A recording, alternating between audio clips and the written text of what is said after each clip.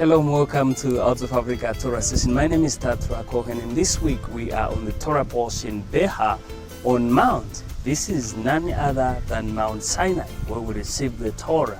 And our forefathers cried with one voice and say, whatever Hashem wants, we shall do. And they cried with one voice to show unison. Now, we also see it is a very short Torah portion, usually read and studied together with Behar. But this year being a leap year, we will do Behar on its own and Behar next week.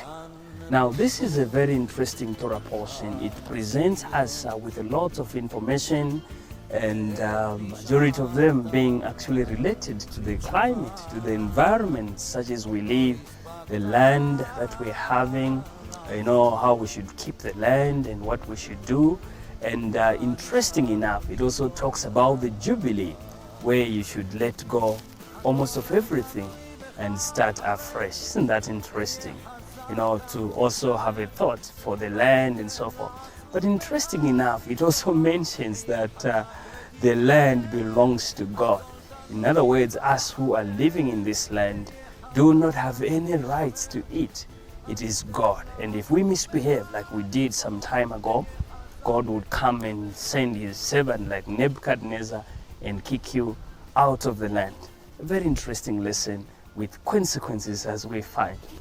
Now, today I want to just shed a light on one of the small things mentioned in this Torah portion. The fact that it's a Behar on the mountain, it actually is telling us that there was some effort to be done, like Aliyah.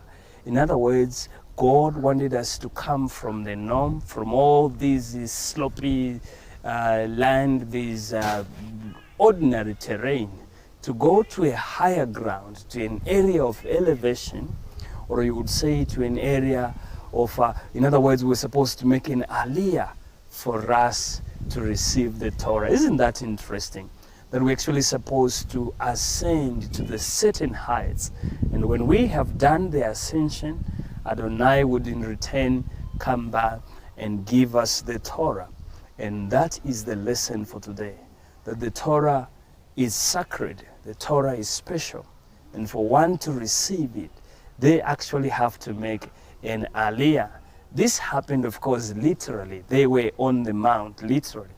But here's the spiritual meaning of it, that one should actually ascend to the height which would enable him to receive the revelation from God.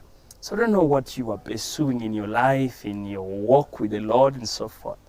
It would actually become better if you were to ascend. And sometimes this would actually need you to go to a place of ascension, like a city built upon the hill which cannot be hid.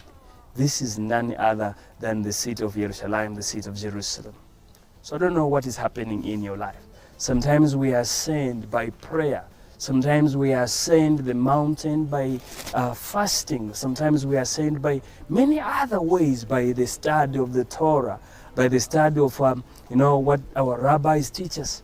I like it some point ago, I was living now in a foreign land. I had to go back to the notes I used to write and the teachings I once received. And those things actually helped me. But I don't know what you have to do for your own case. Each one of us may be in a different situation, whatever, however the case is. The point is for you to receive the revelation from God, to receive the Torah in a better dimension or in a newer dimension, you actually have to ascend. So do those things that help you ascend your Mount Sinai, and you begin to hear the voice of the Lord. Just like the children of Israel did on Mount Sinai, they begin to hear the voice of God, and it is the same voice of God that would keep you even in the difficult times. So my message to you is, the Torah is everywhere, but for you to actually come to the point of receiving it, you need to do an aliyah. You need to climb Mount Sinai, your own Mount Sinai, just like what our forefathers did. Thank you. Shabbat Shalom.